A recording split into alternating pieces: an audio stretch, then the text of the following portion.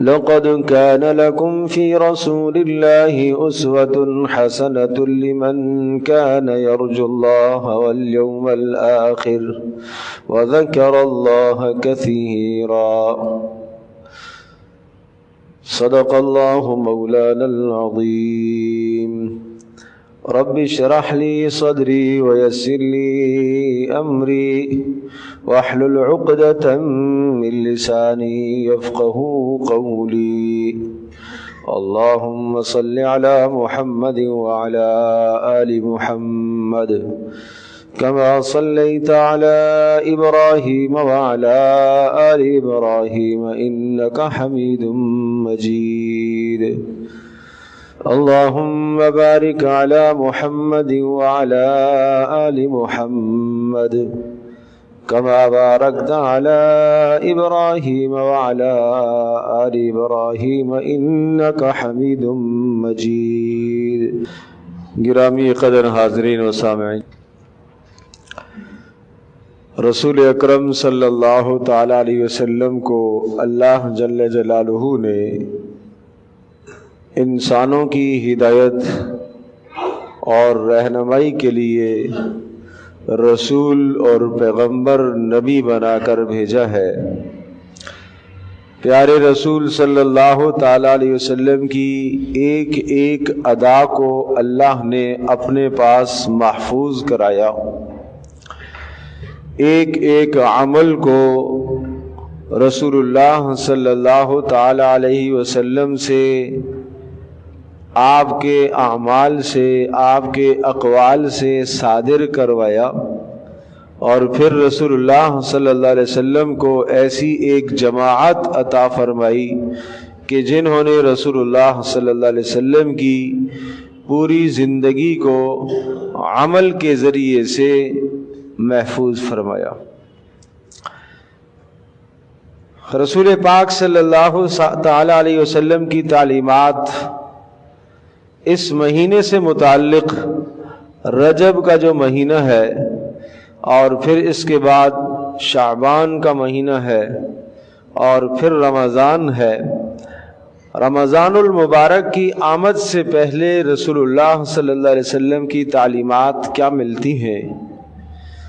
ایک تعلیم تو ہمیں یہ ملتی ہے کہ یہ رجب کا مہینہ مقدس مہینہ ہے، جس کی تقدیس کا اور مقدس ہونے کا تذکرہ اللہ پاک نے قرآن کریم کے اندر بھی ذکر فرمایا۔ ان عدت الشہور عند اللہ 12 شہرا فی کتاب اللہ یوم خلق السماوات والارض منها 4 حرم۔ مہینوں کی تعداد اللہ کے نزدیک تو 12 ہی ہے۔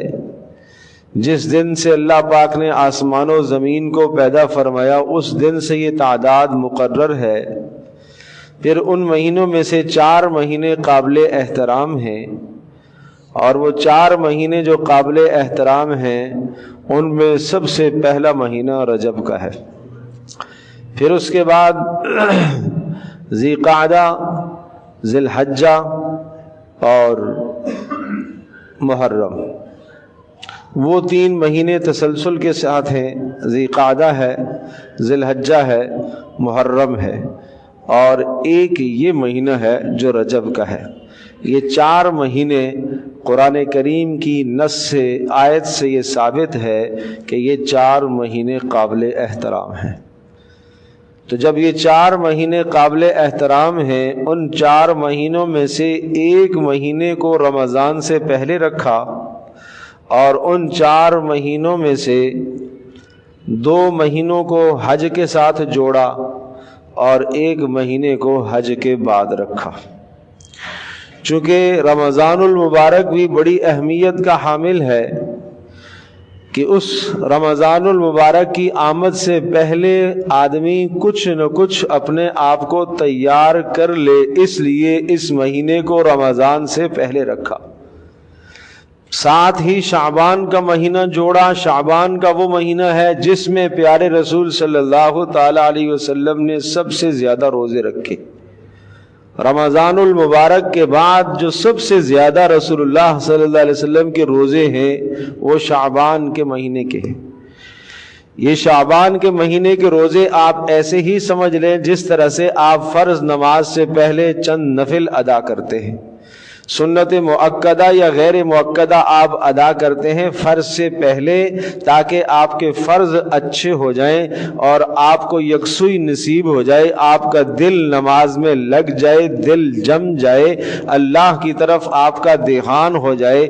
اس لیے آپ فرض نماز سے پہلے 2 یا 4 سنت مؤکدہ یا غیر مؤکدہ یا نوافل آپ ادا کرتے ہیں، تاکہ فرض کے لیے آپ صحیح طرح سے تیار ہو جائے۔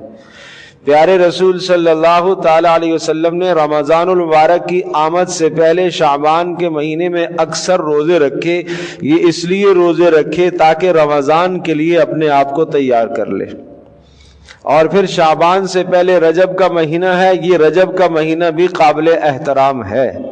یہ رجب کا مہینہ جب قابل احترام ہوا، گویا کہ عام مہینوں سے زیادہ اس کی فضیلت ہے۔ سال کے جو باقی مہینے ہیں ان مہینوں میں زیادہ فضیلت اس مہینے کی ہے۔ زیادہ فضیلت کے والے جو 4 مہینے بتائے ان میں سب سے پہلا مہینہ رجب کا مہینہ ہے۔ یہی وجہ ہے کہ اکابرین امت سے یہ دعا منقول ہے، اللہم بارک لنا فی رجب و شعبان و بلغنا رمضان۔ اے اللہ ہمارے لیے رجب کا مہینہ مبارک فرما اور شعبان کا مہینہ مبارک فرما اور رمضان تک ہمیں زندگی عطا فرما۔ بعض مشائخ سے یہ بھی منقول ہے کہ وہ رمضان سے 6 مہینے پہلے دعا مانگا کرتے تھے کہ اے اللہ رمضان تک ہمیں زندگی عطا فرما۔ رمضان کے مہینے سے کتنے مہینے پہلے؟ 6 مہینے پہلے مسلسل دعاؤں میں لگ جاتے تھے کہ اے اللہ رمضان تک حیاتی عطا فرما، زندگی نصیب فرما، تاکہ میری زندگی میں ایک اور رمضان کا مہینہ آ جائے اور ایک اور لیلۃ القدر میں اپنے نامہ اعمال میں درج کروا سکوں۔ 6 مہینے پہلے یہ دعا کرتے تھے، اور رمضان المبارک کے بعد 6 مہینے دعا کرتے تھے کہ اے اللہ اس مہینے میں جو اعمال کیے ہیں ان اعمال کو اپنی بارگاہ میں قبول فرما لے۔ آپ اندازہ کیجئے جن لوگوں کا تصور اور جن کا خیال اور جن کا دھیان اور جن کا عقیدہ آخرت کے متعلق ہمہ وقت دل میں رہتا ہے اور آخرت کا استحضار رہتا ہے، وہ اپنی زندگی کس انداز سے محتاط گزارا کرتے تھے۔ 6 مہینے یہ دعا مانگ رہے ہیں کہ اللہ رمضان تک حیاتی عطا فرما، رمضان تک زندگی نصیب فرما، اور 6 مہینے یہ دعا مانگ رہے ہیں کہ اے اللہ رمضان میں جو اعمال کیے ہیں وہ اپنی بارگاہ میں قبول فرما۔ اور یہ جملہ جو میں نے نقل کیا ہے یہ تو اکثر مشائخ سے منقول ہے کہ اے اللہ ہمارے لیے رجب کا مہینہ اور شعبان کا مہینہ بابرکت فرما اور رمضان تک ہمیں زندگی عطا فرما۔ تو رجب کا مہینہ ہمارے لیے مبارک فرما، شعبان کا مہینہ مبارک فرما۔ معنی یہ ہوا کہ رجب کے مہینے میں وہ اعمال کرنے کی توفیق عطا فرما تاکہ ان اعمال کے اندر ہم جم سکیں اور پھر رمضان کے مہینے میں بھی ہم اعمال کر سکیں۔ اے اللہ شعبان کے مہینے میں بھی ایسے اعمال کی توفیق عطا فرما جن اعمال پر ہم جم جائیں اور رمضان المبارک ہمارا صحیح طرح سے گزر سکے۔ اور اگر اس کو آپ یوں کہیں کہ یہ 2 مہینے رجب کا مہینہ اور شعبان کا مہینہ یہ 2 مہینے رمضان کی تیاری کے لیے ہیں، اگر یہ کہا جائے کہ یہ 2 مہینے رمضان کی تیاری کے لیے ہیں تو تب بھی بات غلط نہیں ہے، 100% درست ہے۔ رمضان میں 2 بڑے کام کرنے ہوتے ہیں، رمضان میں 2 عظیم ترین کام کرنے ہوتے ہیں، نمبر 1 روزہ، نمبر 2 قرآن کریم کی تلاوت۔ یہ 2 اعمال رمضان کے ساتھ بہت اہمیت کے ساتھ رمضان سے ان کا تعلق ہے۔ روزہ رکھنا اور قرآن کریم کی تلاوت کرنا، سننا۔ دن کو روزہ رکھنا، رات کو نماز تراویح میں قرآن کریم کی تلاوت کا کرنا اور سننا، نماز تہجد میں تلاوت کرنا اور سننا۔ کیا ہی اچھی بات ہو جائے کہ رمضان کی آمد سے پہلے یہ دونوں کام ہم اچھی طرح سے سیکھ لیں۔ کون سے 2 کام؟ قرآن کریم کا پڑھنا بھی ہم اچھی طرح سے سیکھ لیں اور اسی طرح سے رمضان یعنی روزوں کے مسائل کو بھی اچھی طرح سے ہم سمجھ جائیں۔ تو میں یہ عرض کر رہا ہوں کہ رمضان سے پہلے یہ 2 مہینے ہمیں دیے گئے ہیں رمضان کی تیاری کے لیے.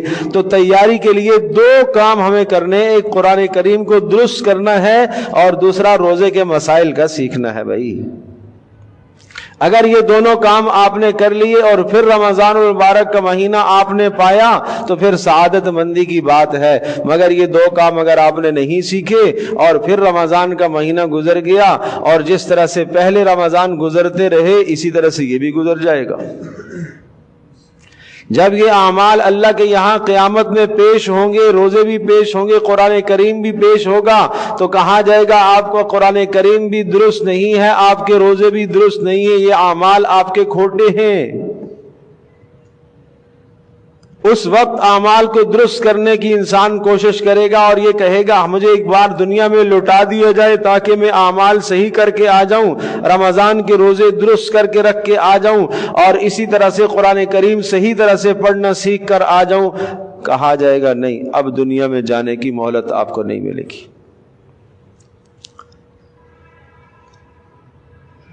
تو آج کی نشست میں میں عرض کرتا ہوں کہ 4 باتیں اگر ہم نے سیکھ لی، 4 باتیں آج کی نشست میں عرض کرنے کی کوشش کرتا ہوں. قرآن کریم کو سیکھنے کے اعتبار سے 4 غلطیوں سے اپنے آپ کو بچا لو. بس قرآن کریم کو سیکھنے کے اعتبار سے 4 غلطیوں سے اپنے آپ کو بچا لو. 4 غلطیاں ایسی ہیں جو لحن جلی، لحن کہتے ہیں غلطی کو، جلی واضح موٹی غلطی، ایسی غلطی کہ جس سے معنی فاسد ہو جاتا ہے، جس سے معنی بدل جاتا ہے. اور یہ لحن جلی سخت گناہ کبیرہ ہے. پڑھنا بھی اس کا حرام ہے، سننا بھی حرام ہے، دونوں گناہ ہیں. پڑھنے والا بھی گناہ گار ہو رہا ہے اور سننے والا بھی گناہ گار ہو رہا ہے. یہ 4 قسم کی غلطیوں سے اپنے آپ کو بچاؤ اور اپنی تلاوت کو ان 4 غلطیوں سے پاک کرو. نمبر 1، تبدیل الحرف بالحرف، ایک حرف کو دوسرے حرف سے تبدیل کر دینا. بڑی غلطی ہے، بہت بڑی غلطی ہے.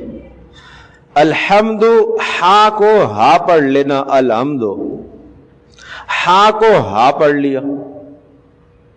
لا حول ولا قوت الا باللہ، لا حول ولا قوت، غلط ہے، غلط ہے. اس غلطی پر پڑھنے سے کیا ملے گا؟ غلط پڑھ رہا ہے. الحمد درست کرو نا. بچپن کی زبان آسانی سے مڑ جاتی ہے، جوانی کی زبان آسانی سے مڑ جاتی ہے، تلفظ صحیح ہو جاتے ہیں. بڑھاپے کی زبان ذرا موڑنا مشکل ہے مگر کوشش کرنا تو مشکل نہیں ہے. اگر کوئی آدمی کوشش کرتا رہے اور نہ درست کر پایا، اسی حال میں موت آ گئی تو قیامت کے دن ان لوگوں میں سے اٹھایا جائے گا جنہوں نے قرآن کریم کو صحیح اور درست پڑھا ہے، کیونکہ اس نے کوشش کی. اور ایک آدمی مایوس ہو کے بیٹھ گیا کہ نہیں بھائی اب میں تو نہیں سیکھ سکتا، بس تو میرا زمانہ چلا گیا. یہ مایوسی تو کفر ہے، یہ تو شیطان کی طرف سے ہے. محنت کرے. دنیا کا ہر کام محنت سے آ ہی جایا کرتا ہے، کسی نہ کسی درجے میں انسان کسی نتیجے تک پہنچ جایا کرتا ہے. یہاں پر آدمی محنت کرے گا تو پہنچ جائے گا. تو اس لیے اس پر محنت کی جائے کہ حرف کو حرف سے نہ بدلا جائے. اس سے لحن جلی ثابت ہوتی ہے اور لحن جلی کا حکم میں نے عرض کیا کہ وہ حرام ہے، سننا بھی پڑھنا بھی. اسی طرح سے ایک اور مثال، اعوذ، اعوذ، دونوں پہلے حمزہ ہے پھر عین ہے، دونوں میں فرق نہ کرنا. اعوذ کیا پڑھ رہی ہے؟ الحمد، ہا کو ہا پڑھنا. قل، قاف ہے اس کو کل پڑھ لینا، معنی بدل جائے گا. قل اعوذ برب الفلق، قل کہہ دیجئے. اور اس کو اگر کل پڑھ لیا تو اس کا معنی کھا لیجئے. قل هو اللہ احد، قل فرمائیے وہ اللہ ایک ہے. قل هو اللہ احد، کھائیے وہ اللہ ایک ہے. معنی بدل گیا کہ نہیں بدل گیا؟ اللہ کے سامنے کیا کہنا چاہ رہا تھا، بات کیا سے کیا بن گئی ہے، معنی کیا سے کیا ہو گیا ہے، اس نماز کا کیا بنے گا؟ جیسے نماز کا پڑھنا فرض عین ہے، ایسے قرآن کریم کا درست پڑھنا بھی فرض عین ہے، فرض عین ہے۔ قرآن کریم درست پڑھے بغیر نماز تو ہوتی ہی نہیں ہے، درست کرو بھائی۔ ایک تو یہ غلطی ہے۔ دوسری غلطی یہ ہے کہ حروف مدہ جن حروفوں کو کھینچا جاتا ہے ان حروفوں کو نہ کھینچنا غلطی ہے۔ انا اعطینا، انا اعطیناک الکوثر، اعطینا، اعطینا کھینچا جاتا ہے اس کو، اب نہ کھینچے اعطیناک الکوثر معنی بدل جائے گا۔ اعطیناک الکوثر، ہم نے آپ کو کوثر عطا کی، حوض کوثر ہم نے آپ کو عطا کی اے نبی۔ اور اگر کوئی پڑھ لیتا ہے انا اعطیناک الکوثر، اعطینا، تو اس کا معنی ہوگا ان عورتوں نے آپ کو کوثر عطا کی، ان عورتوں نے آپ کو کوثر عطا کی۔ معنی کتنا بدل گیا اسے۔ تو جو حرف کھینچنے کا ہے اس کو نہ کھینچنا، حروف مدہ کو نہ کھینچنا، یہ بھی لحن جلی کہلاتا ہے، موٹی غلطی ہے جس سے حرام کا مرتکب ہوتا ہے آدمی، گناہ کی بات ہے، درست کرو اس کو۔ اور اسی طرح سے تیسری غلطی جو موٹی غلطی ہے، بڑی غلطی ہے، اس غلطی سے بھی اپنے آپ کو بچانے کی ضرورت ہے۔ ایک زبر، ایک زیر، ایک پیش کھینچنے والے حروف نہیں ہیں، ان کو کھینچنا۔ الحمد کھینچ کے پڑھتا ہے، الحمد للہ، للہ، الحمد للہ کھینچ کے پڑھتا ہے، نہیں کھینچنا پھر کھینچتا ہے۔ تو گویا کہ الحمد دال کے اوپر پیش ہے، اس کو ذرا سا کھینچے گا تو واو بن جائے گی، قرآن کریم کے اندر ایک حرف کا اس نے اضافہ کر دیا۔ الرحمن الرحیم، مالکی یوم الدین، مالکی کھینچ دیا، معنی بدل جائے گا اس کا۔ مالکی یوم الدین، مالکی یوم الدین قیامت کے دن کا مالک ہے، مالکی میرا مالک ہے۔ اللہ پاک یہ بتانا چاہ رہا ہے مالکی یوم الدین قیامت کے دن کا مالک ہے، مالکی کھینچ دیا، اس کا معنی میرا مالک ہے۔ شک تو کوئی نہیں ہے وہ میرا مالک بھی ہے، لیکن مراد بدل جائے گی نا، اللہ کچھ اور کہنا چاہ رہا ہے، میں نے کچھ اور پڑھ لیا۔ یہ معنی درست کرنا ضروری ہے۔ اہدنا الصراط المستقیم، صراط صاد کی ادائیگی درست ہونی چاہیے، صاد کی جگہ پر سین نہ پڑے۔ اہدنا الصراط المستقیم، طا کی جگہ پر تا نہ پڑے، طا اور تا میں تو بڑا فرق ہے نا، بہت بڑا فرق ہے۔ آپ لکھتے ہیں کوہ طور، تا کے ساتھ لکھتے ہیں نا، کوہ طور، کوئی آدمی تا کے ساتھ لکھ دے گا تو آپ کہیں گے غلط لکھا ہے آپ نے، یہ تا کے ساتھ تو نہیں ہوتا۔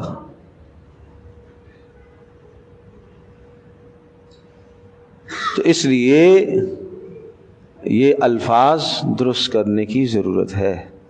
فلاں نے فلاں کو ایک زوردار تماچا مارا، تماچا تو توا کے ساتھ لکھتے ہیں اور اس نے تے کے ساتھ لکھ دیا تماچا، وہ تو تماشا ہو گیا،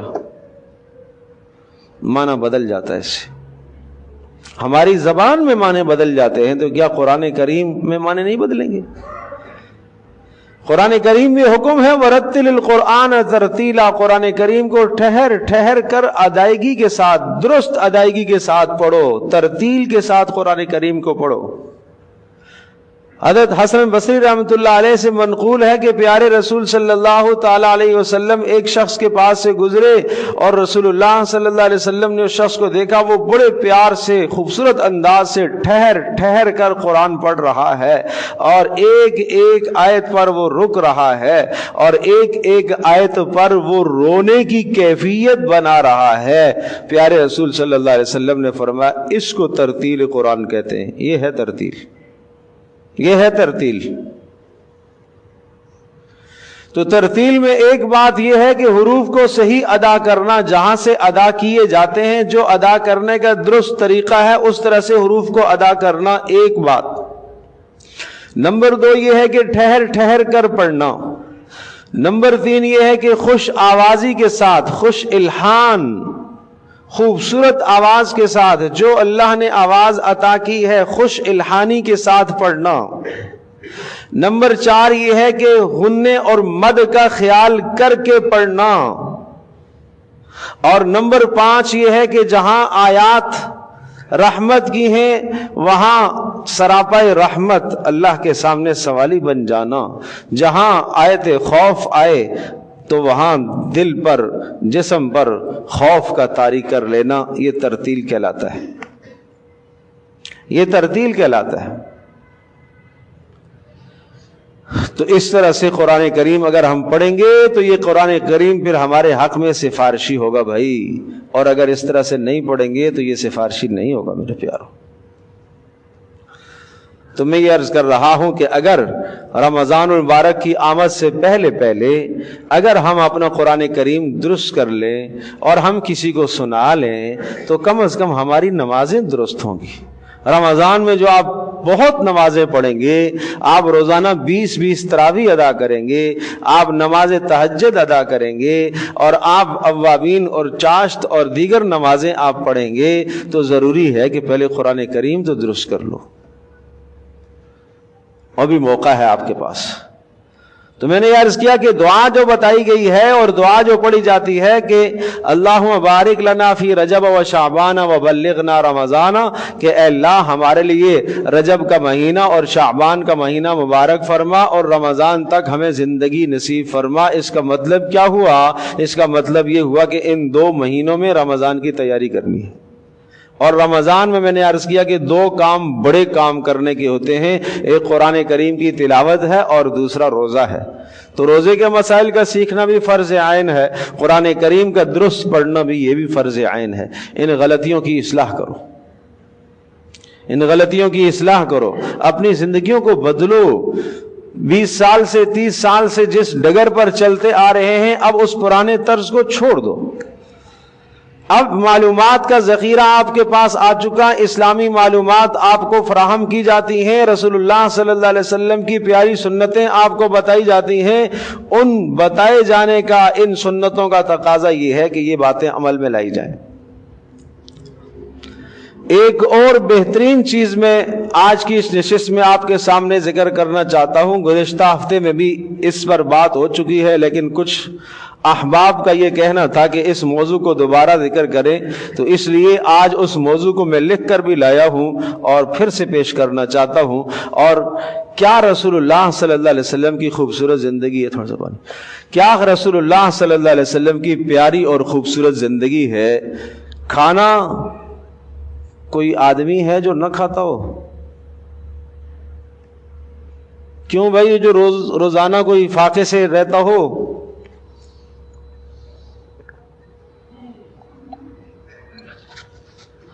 الحمدللہ سب کھانا کھاتے ہیں۔ کھانے کی دعائیں کس کس کو یاد ہیں بھائی؟ ماشاءاللہ ماشاءاللہ ماشاءاللہ، ٹھیک ہے، اللہ جزائے خیر عطا فرمائے۔ اب آج میں جو دعائیں بتاؤں گا یہ بھی یاد کرنی ہے۔ عام طور پر یہی یاد ہوگی نا، کھانا شروع کرنے سے پہلے ہم نے پڑھنا ہے بسم اللہ والا برکت اللہ، ایسا ہی ہے۔ اگر بھول گئے تو پڑھنا ہے بسم اللہ اولہ و آخرہ، یہی ہے۔ اور اگر آخر میں کیا پڑھنا ہے؟ الحمدللہ الذی اطعمنا وسقانا وجعلنا من المسلمین، بس 3 ہو گئی نا۔ آج میں 9 دعائیں آپ کو بتاتا ہوں جو پیارے رسول صلی اللہ علیہ وسلم پڑھا کرتے تھے۔ कितनी दुआएं? 9। अल्लाह अकबर, अल्लाह अकबर। देखो रसूलुल्लाह सल्लल्लाहु अलैहि वसल्लम की क्या खूबसूरत जिंदगी है, ये कौन सीखेगा? खाने से पहले आगाज में आप पढ़ते थे बिस्मिल्लाहि व बरकतिल्लाह। असल लफ्ज ये है बिस्मिल्लाहि व बरकतिल्लाह। गलती दुरुस्त करनी चाहिए। ताहम अगर बिस्मिल्लाहि व अला बरकतिल्लाह पढ़ लिया तब भी बात हो जाएगी, लेकिन असल हदीस के अल्फाज बिस्मिल्लाहि व बरकतिल्लाह, ये पढ़ा करो। ये तो शुरू में है, और अगर इसकी जगह पर आपने बिस्मिल्लाहिर्रहमानिर्रहीम पढ़ ली तब भी दुरुस्त। माना ये कि अल्लाह के नाम से शुरू करना है। और इसी तरह से अगर शुरू में पढ़ना भूल गया तो वही दुआ जो आप पढ़ते हैं बिस्मिल्लाहि अव्वलहु व आखिरहु, अल्लाह के नाम से मेरी इब्तिदा भी है और मेरी इंतहा भी है। खाने की इब्तिदा भी अल्लाह के नाम से और खाने की इंतहा भी अल्लाह के नाम से। ये इतनी प्यारी दुआ है कि प्यारे रसूल सल्लल्लाहु ताला अलैहि वसल्लम ने इसका मुजाहरा और मुशाहदा किया और सहाबा को बताया, और आप मुस्कुरा दिए। एक शख्स जो है वो खाना खा रहा था और खाने के दौरान जो है उसने शुरू में बिस्मिल्लाह पढ़ना भूल गया और आखिरी एक लुक़मा रह रहा था तो उसने बिस्मिल्लाह अव्वलहु व आखिरा पढ़ी और आप मुस्कुराए। कहा अल्लाह के रसूल आप क्यों मुस्कुराए? कहा मैं देख रहा हूँ कि शैतान उसके साथ लगा हुआ था, और जैसे ही उसने बिस्मिल्लाह अव्वलहु व आखिरा पढ़ा तो शैतान कै करके चला गया। तो ये दुआ की बरकत है। फिर इख्तिताम पर जो दुआ पढ़ते हैं अल्हम्दुलिल्लाहिल्लज़ी अत'अमना व सक़ाना व जअलना मुस्लिमीन, ये है असल लफ्ज़। अल्हम्दुलिल्लाहिल्लज़ी अत'अमना व सक़ाना व जअलना मुस्लिमीन, ये पढ़ा करो। सारी तारीफें उस अल्लाह के लिए कि जिसने हमें खिलाया और हमें पिलाया, व जअलना मुस्लिमीन, और उसने हमें मुसलमान बनाया। मिनल मुस्लिमीन पढ़ देंगे तब भी बात बन जाएगी, लेकिन असल अल्फाज हैं व जअलना मुस्लिमीन। फिर उसके बाद प्यारे रसूल सल्लल्लाहु ताला अलैहि वसल्लम ने ये इरशाद फरमाया कि जिसने खाना खाते वक्त या इख्तिताम पर ये दुआ पढ़ ली उसके खाने का हिसाब नहीं होगा। सुभान अल्लाह, कितनी प्यारी दुआ है कि खाना खाकर ये दुआ पढ़ ली तो खाने का हिसाब नहीं होगा। क्या दुआ? अल्हम्दुलिल्लाहिल्लज़ी हुवा अशबाना व अरवाना व अनअमा अलैना व अफज़ला। सारी तारीफें उस अल्लाह के लिए कि जिसने हमारा पेट भर दिया और जिसने हमें सैराब किया और जिसने हमें नियामतें अता फरमाई और जिससे हमें खूब खूब अता किया। क्या खूबसूरत दुआ है। ये नहीं याद होगी, ये याद करने की। मैं इसलिए लिख कर लाया हूं कि ताकि मुश्किल ना हो। फिर भी अगर याद नहीं करेंगे और नहीं पढ़ेंगे तो फिर हुज्जत मेरी तरफ से तो पूरी हो गई भाई, बलाग पूरा हो गया कि मैंने पहुंचा दी बात, हर तरह से सहूलत के साथ पहुंचा दी, बता भी दी और उसके बाद लिख कर भी दे दी ताकि आप याद कर लें। कम से कम घर में जहाँ खाना खाते हैं वहाँ इस पर्चे को लगा लें और देख कर ही पढ़ लिया करें। चंद दिन देख कर पढ़ेंगे, याद हो जाएंगी। फिर प्यारे रसूल सल्लल्लाहु ताला अलैहि वसल्लम की एक ऐसी दुआ है, हज़रत सल्लल्लाहु ताला अलैहि वसल्लम ने इरशाद फरमाया कि जो आदमी इस दुआ को पढ़ लेगा उसके गुज़िश्ता सारे गुनाह माफ हो जाएंगे। बताओ, खाना भी मिल रहा है और गुनाह भी माफ हो रहे हैं। यह है रसूलुल्लाह सल्लल्लाहु अलैहि वसल्लम की सीरत और जिंदगी। वो क्या दुआ है? अल्हम्दुलिल्लाहिल्लज़ी अत'अमनी हाज़ा व रज़क़नीहि मिन गैरि हौलिन मिन्नी वला कुव्वा। सारी तारीफें उस अल्लाह के लिए जिसने मुझे ये खाना अता फरमाया बगैर मेरी मुशक्क़त के, बगैर मेरी मेहनत के। उस अल्लाह का फजल है। मैं कमाता हूँ, वो जो बात है ना, मैं कमाता हूँ, मैं बच्चों को खिलाता हूँ, ये जो मैं है ना, इस मैं के तकब्बुर को ये दुआ तोड़ रही है। नहीं, मेरा कुछ नहीं है, ये अल्लाह ताला का दिया हुआ है। अगर मेरे बाजू से कमाई है तो बाजू के अंदर ताकत अल्लाह ने डाली है। अगर जहन से सोच कर कमाता हूं तो वो भी ताकत अल्लाह ने दी है। जबान से अगर आंख को इस्तेमाल करके अपनी कमाई के जराए असबाब इख्तियार करता हूं तो ये सब ताकतें अल्लाह की है। मेरे पास क्या है? اس لیے فرمایا تاکہ تمہارا نظریہ بدل جائے، تمہاری سوچ بدل جائے، وہ جو میں کی بات ہے وہ ہٹ جائے اور اللہ کی ذات عالی پر بھروسہ ہو جائے۔ الحمدللہ الذی اطعمنی ھذا ورزقنی من غیر حول منی ولا قوہ، ساری تعریفیں اس اللہ کے لیے جس نے یہ کھانا مجھے عطا فرمایا، میری مشقت کے بغیر اس نے مجھے عطا فرمایا۔ اللہ اکبر۔ جب کھانا کھا کر دسترخوان اٹھنے لگے، دسترخوان اٹھایا جائے تو پھر یہ دعا پڑھ لینی چاہیے، الحمدللہ حمدا کثیرا طیبا مبارکا فیہ غیر مکفی ولا مودع ولا مستغن عنہ ربنا۔ کتنی پیاری دعا ہے۔ ساری تعریفیں اس اللہ کے لیے، اور حمدن کثیرن، بہت ہی حمد ہے، طیبن مبارکن فیہ، بڑی پاکیزہ تعریفیں اس اللہ کے لیے۔ اے اللہ یہ جو کھانا میں نے کھایا ہے، اے اللہ اس کھانے کو میری زندگی کا آخری کھانا نہ بنانا، اس کے بعد بھی مجھے عطا کرنا۔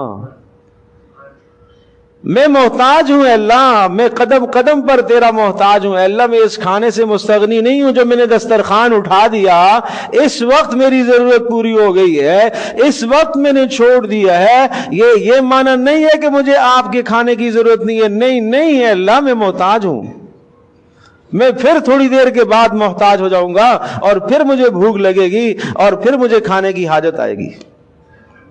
سبحان اللہ۔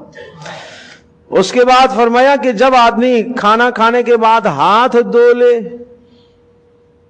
ہاتھ دھونے کے بعد الحمدللہ اللہم اشبعت وارویت، سبحان اللہ، اے میرے پیارے اللہ، تو نے ہمیں پیٹ بھر کر کھلایا اور تو نے ہمیں سیراب کیا۔ اب اگلا جملہ سنیے گا، فہنئنا، اے اللہ اس کھانے کو میرے جسم کی طاقت کا ذریعہ بنا۔ کھانا کس لیے آدمی کھاتا ہے؟ بھوک ختم ہو، جسم کی طاقت کا ذریعہ بنے، اور اے اللہ تو نے مجھے دیا ہے فاکثرتا، تو نے مجھے بہت دیا ہے اللہ، اے اللہ زدنا، اور عطا کر، میں محتاج ہوں تیرا۔ تو کتنی جگہوں پر بندہ اللہ کے سامنے اپنی عاجزی کا اظہار کر رہا ہے۔ پھر جب کسی کے ہاں ضیافت ہے، آپ کی دعوت ہے، تو پھر یہ دعا بتائی، اللہم اطعم من اطعمنی واسقی من سقانی، اے اللہ جس نے مجھے کھلایا اسے تو کھلا، جس نے مجھے پلایا اسے تو پلا۔ سبب بنا ہے یہ آدمی، یہ کھانا کھلانے کا سبب بنا ہے، پانی پلانے کا سبب بنا ہے۔ اے اللہ اسے تو کھلا، اے اللہ اسے تو پلا۔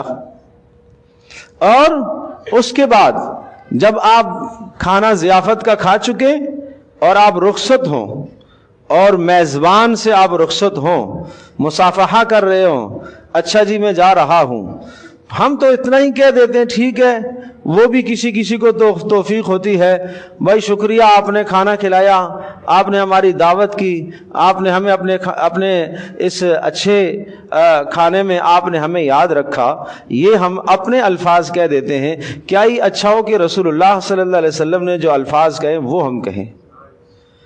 ان الفاظ کا فائدہ ایک یہ کہ آپ کو سنت کا ثواب ملے گا، چھوٹی ہوئی سنت زندہ ہوگی، اور دوسرا یہ ہے کہ اس کے لیے دعائیہ کلمات ہیں، اور وہ کیا ہیں؟ اکلت طعامکم الابرار، ارے آپ نے ہماری دعوت کی ہے، اللہ کرے نیک لوگ آپ کا کھانا کھاتے رہیں۔ وصلت علیکم الملائکہ، اور فرشتے رحمتوں کو لے کر اترتے رہیں۔ وافطر عندکم الصائمون، اور روزے دار آپ کے گھر میں روزہ افطار کرتے رہیں۔ اچھے لوگ نہ کھائیں تو فساق فجار کھائیں گے، اچھے لوگ نہ کھائیں تو پھر برے لوگ گھر میں آ کر ڈکیتی کر کے سارا لے جائیں گے۔ ان دعاؤں کی برکت سے بہت ساری مشکلات سے آپ بچ جاؤ گے۔ تو یہ 9 دعائیں پیارے رسول صلی اللہ تعالی علیہ وسلم سے جو منقول ہیں، کھانے سے متعلقہ کی دعائیں، آئیے میں نے عرض کیا تھا کہ اکابر کی یہ دعا ہے کہ اے اللہ رجب کا مہینہ اور شعبان کا مہینہ ہمارے لیے کیا کر دے؟ بولو بابرکت بنا۔ اے اللہ رجب کا مہینہ اور شعبان کا مہینہ ہمارے لیے بابرکت بنا اور ہمیں رمضان تک کیا کر دے؟ زندگی عطا فرما۔ تو آؤ آج ہم یہ طے کر لیتے ہیں کہ اپنے رجب کو اور شعبان کو ہم بابرکت بناتے ہیں۔ اور کیسے بابرکت بنائیں گے؟ ہم روزانہ کچھ نہ کچھ سیکھیں گے انشاءاللہ، کچھ نہ کچھ روزانہ سیکھنے کا اہتمام کریں گے۔ اب یہ ایک ہفتے کا سبق آپ کو دیا ہے 9 دعائیں، اور 9 دعائیں میں نے اس لیے کہ اس ہفتے میں 7 دن ہیں، 2 تو آپ کو پہلے سے یاد ہیں، 2 تو آپ کو پہلے سے یاد ہیں، باقی رہ گئی 7، تو وہ روزانہ ایک ایک یاد کریں۔ یہ پورے ایک ہفتے کا سبق ہے۔ اللہ پاک مجھے بھی آپ کو ہم سب کو عمل کی توفیق عطا فرمائے، اور اس کو نہ خود یاد کرنا ہے بلکہ گھر والوں کو بھی یاد کرانا ہے، بچوں کو بھی یاد کرانا ہے۔ رسول اللہ صلی اللہ علیہ وسلم کی سنتوں کو پھیلاؤ، اللہ تبارک تعالیٰ ثواب عطا کرے گا۔ رسول اللہ صلی اللہ علیہ وسلم نے فرمایا اللہ سرسبز و شاداب رکھے اس شخص کو جس نے میری ایک بات کو سنا، اسے یاد کیا اور اسے آگے پہنچایا۔ اللہ سرسبز و شاداب و آباد رکھے اس آدمی کو۔ اللہ تبارک تعالی ہم سب کو عمل کی توفیق عطا فرمائے۔